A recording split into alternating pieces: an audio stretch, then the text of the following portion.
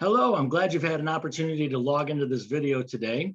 I'm sure most, if not all of you, have had a chance to read Chapter 1.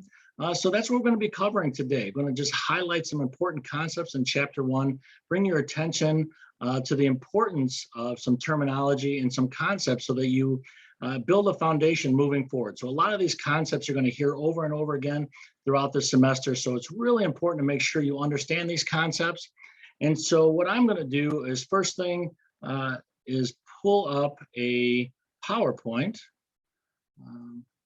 Here we go. All right.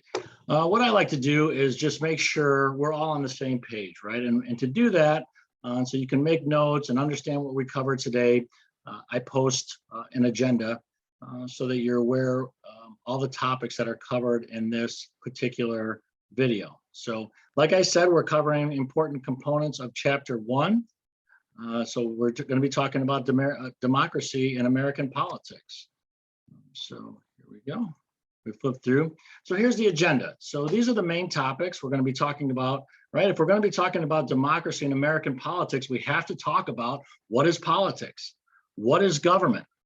And then it's really important to differentiate, the book does a nice job of this, but differentiate between systems of government and economic systems.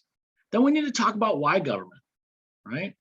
If we live in a democracy, if we live in a capitalist country where a lot of goods, most goods are produced in the private sector, what is the need for government? What is the role of government? And then finally, right, this important concept of democracy. What does democracy mean in this country? And what is kind of this pure democracy or representative democracy? These are important concepts. Okay, so let me flip through. All right, so we have to talk about what is politics. So in our culture, in our political environment, we hear this word politics. A lot of people shy away from politics. It's got this, it's this pejorative term, this negative term that people are like, I don't want to get involved in politics. I don't want to talk about politics. Some of you like me love to talk about politics. But really, when we get down to it, it's this term. It really is just a neutral term of who gets what, when, and how, right? So you have competing groups that want certain things to get done in the political environment, want certain public policy to be passed. So they compete, right, to be able to make the decisions about who gets what, when, and how, right? So if you look at things in terms of this definition of politics, things become a lot more neutral, right? Where we start to get some of the negative components where people say, you know, I just not in favor of what happens, whether it be in Washington, D.C. or in state government. What we're talking about typically is not necessarily politics as we define it here, but the political process, right? The political process is what upsets a lot of people, right? We talk about deals being made, compromises, interest groups, lobbyists trying to influence policy. And that's a lot of times where we see these negative views of the political environment come in. But politics in general is just a neutral term to describe who gets what, when, and how, right? So we talk about the process of gaining exercising control within government, okay? So if we have this politics, you know, deciding who gets what, when, and how, where does government come in? A lot of times government, politics, it's used interchangeably, but it's very important to differentiate, right? So if we have politics, right, deciding who gets what, when, and how, government sets up a framework about how those decisions are made, okay? I like to think of it as the rules of the game. Maybe you have activities, maybe you play sports, maybe you're in organizations that have bylaws. There's rules about how decisions get made. And that's what government offers, right? Government offers the rules of the game, how these decisions, if you want to control government, if you want to make policy decisions, how do you do it? Well, let's look. Let's look to the United States Constitution. Let's look to state constitutions, local ordinances. How are decisions made in our systems of government? So the government is made up of institutions, right? An American, at the federal level, an American government in the United States, we have several institutions, right? We have Congress made up of the House and Senate. We have the presidency, and then there's institutions within, right? We have caucuses in Congress. We have different agencies within the executive. We have the courts, right? These are institutions that they perform certain functions for society. And we'll talk about those different institutions a little bit further down the road, but think of these institutions as part of these rules, part of these structures that set the groundwork, the framework for how decisions are made, those political decisions are made, okay? All right, so a lot of times in the United States, and you'll read this in your book, and I think it's important, this is really important to understand, because as a lot of folks conflate politics and government, a lot of folks conflate the system of government with the economic systems that different countries have, right? So a lot of times we see in this country, people refer to the system of government in the United States as capitalism. We have a capitalist system of government. Well, that's not the case, right? We have a representative democracy. That's the system of government, right? We have a federalist system we'll talk about in another chapter. So we have these systems of government, these rules about how public policy is made, but the economic system really, that addresses how goods are produced in this country.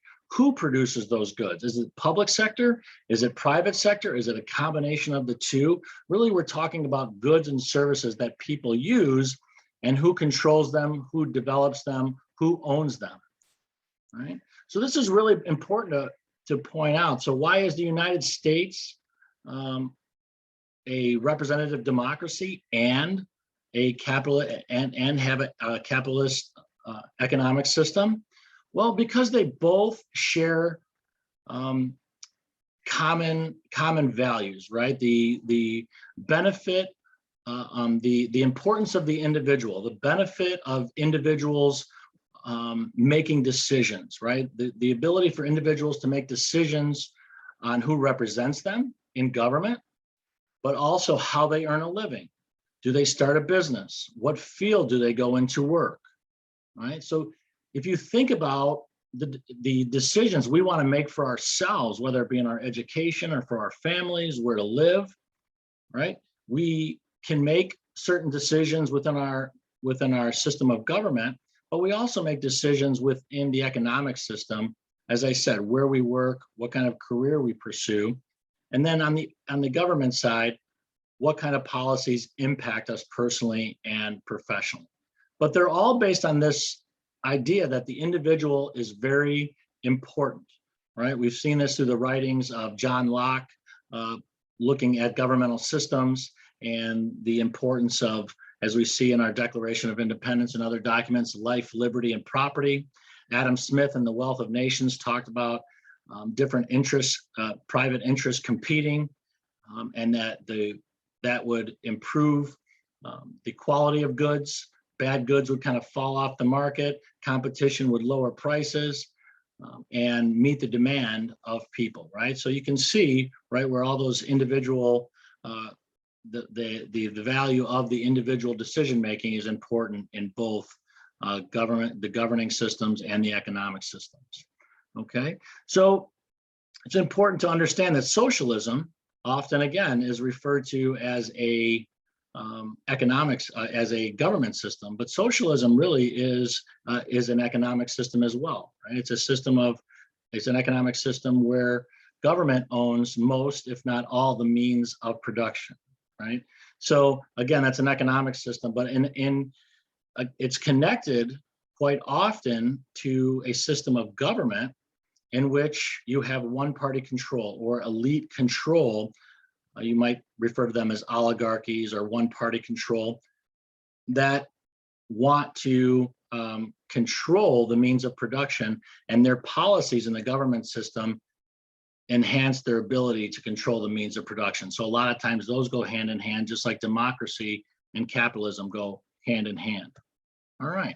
So if we live in a capitalist system, economic system, right, where individuals can go out and pursue their economic interests, they can go work for companies, they can develop products offer services, build companies, and there's competition, and a lot of companies can go out and compete. Individuals can compete to produce all these goods and services, a lot of the things that we enjoy today. Why do we need government then? Right? And it's a great question. And the basic reason is that private entities will not produce everything that we need in a society, right? In a functioning society, there are things that we need that private companies will not provide. Private individuals will not provide. And that's where government comes in. Think about the military. Think about roads. Think about sewer systems, police, fire, right? If you had private individuals, there's not really, think about a military, the United States military.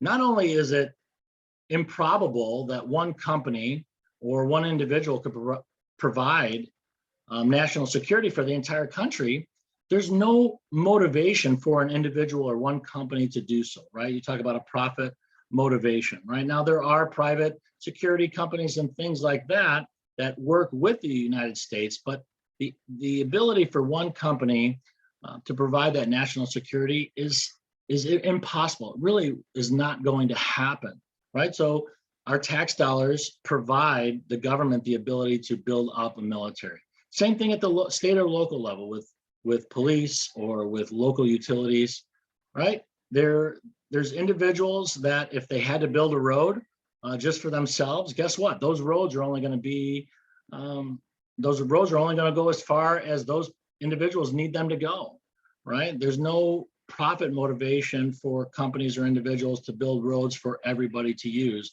So government steps in and provides those, right?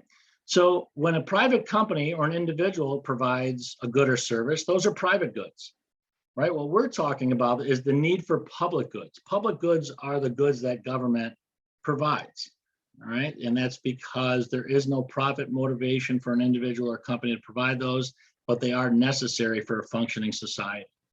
And then you'll read about, you have toll goods, right? That can be private or public.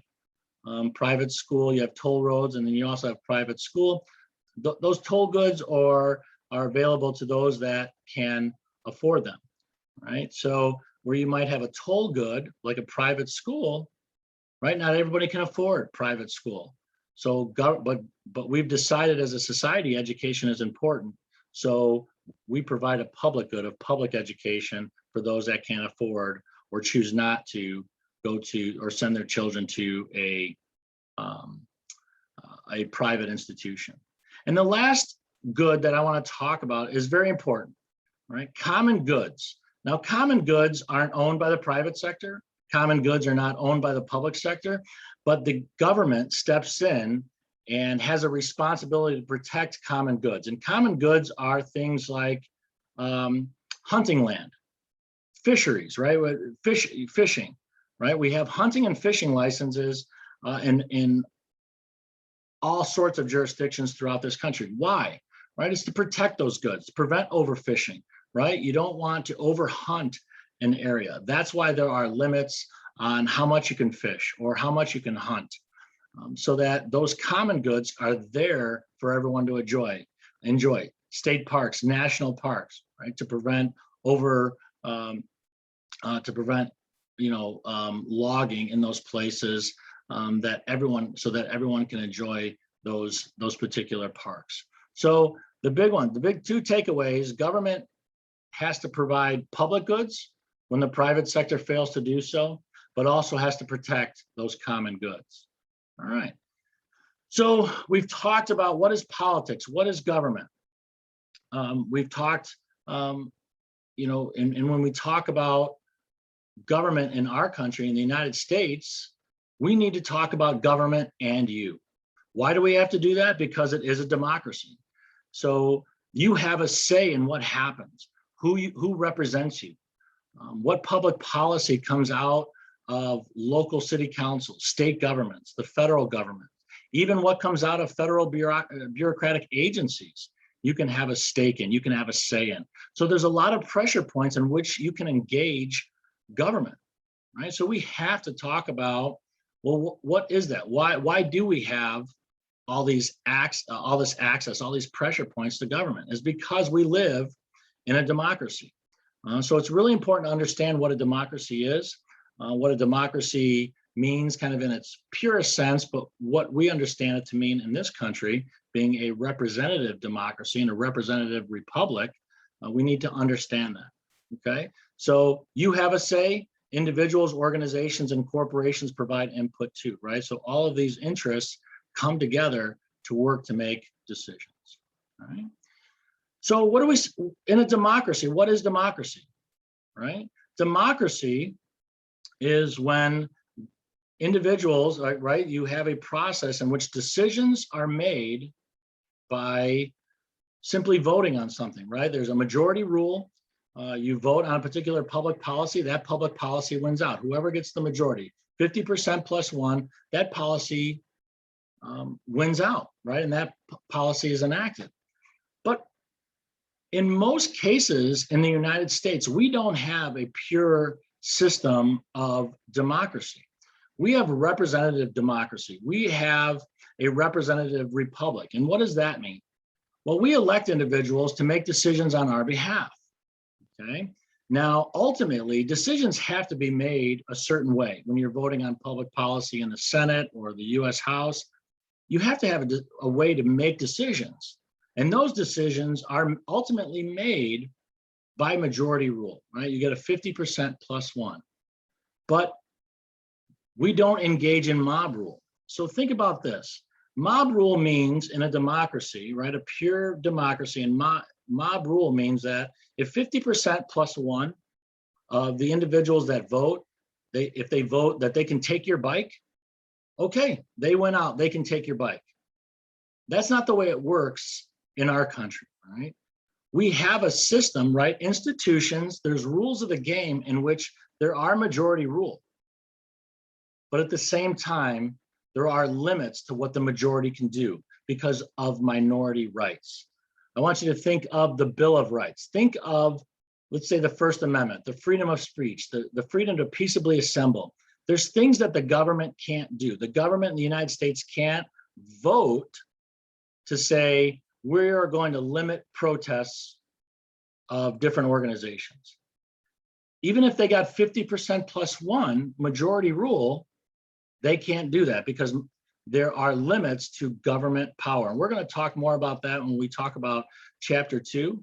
But it's important to understand that in our representative republic, in our representative democracy, we make decisions by our representatives voting based on majority rule, but there are limits to what they can do because of minority rights and liberties that we have as US citizens. Now, although most decisions are made with a representative form of government, we do in some circumstances have direct democracy in this country. So what is direct democracy? Direct democracy is when we as individuals, we vote on issues directly ourselves. You might have seen referendums on the ballot, maybe in your state or in your locality, your county, your city. You might have heard about referendums or ballot initiatives. They're referred to as initiatives or referendum on the ballot, where people, when you go into the ballot box and you vote for representatives, there's a separate area where an issue is spelled out and you get to vote yes or no on a particular issue. And if that issue is binding, however the vote turns out is what policy is enacted. Now, typically that's handled quite often at the local level. Sometimes at the state level, like I said, you'll never see that at the federal level, but you'll see there might be surveys on national issues. But as far as implementing policy, the state level and quite often the local level, you'll see these referendums and initiatives. So there are instances in which we have direct democracy that instead of our representatives voting on policy, we get to do that. Town hall meetings, especially in the Northeast, in New England town hall meetings, the individual citizens vote on policy, and that's the policy that's enacted. All right. So let's compare that very quickly to other forms of political power, right? Or different types of government where the political power is placed elsewhere. And you'll read this, a monarchy could be a limited or unlimited, but you're talking about someone with hereditary rule, right? A family, right, where future generations of that same family rule, right? And a lot of monarchies today, there are also a representative body that makes decisions, and so there's shared powers between the monarch and the legislative body. But right, you're talking about a monarch that's not elected, right, because it's hereditary rule with limited or unlimited power. Then an oligarchy, right, where an elite or one-party rule in their own best interest. Right, we don't have that. Right? Where we have at any given time, at any election, we can change our representatives.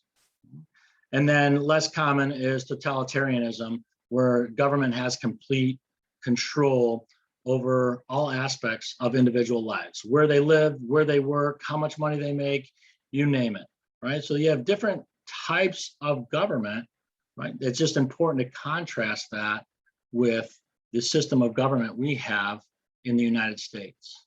Okay. So questions, right? I know we're online, but I would encourage you as you read, as you go through the chapters, you go through your quizzes, if any questions, maybe just related to the topic, you just have some clarifying questions, maybe on an issue you're experiencing, something that's going on in your town or your state that you just want to get some clarification on, or you want to share something with me, reach out to me, right? Send me an email. I'd love to hear from you. I want to be able to answer any questions you might have. That's why I'm here. My job is to help you understand these concepts and be able to apply them in your lives. Right? That's important, regardless of whether you're studying political science or whether you'll never engage in politics ever. We all have a role to play in our government, and I want you to understand that. So any way that I can help connect the material to your lives is important. So with that, we're going to sign off. Reach out anytime and keep a lookout for other videos, and make sure as you watch this video and continue your reading, you make sure you complete all of your assignments and your quizzes. Have a great day.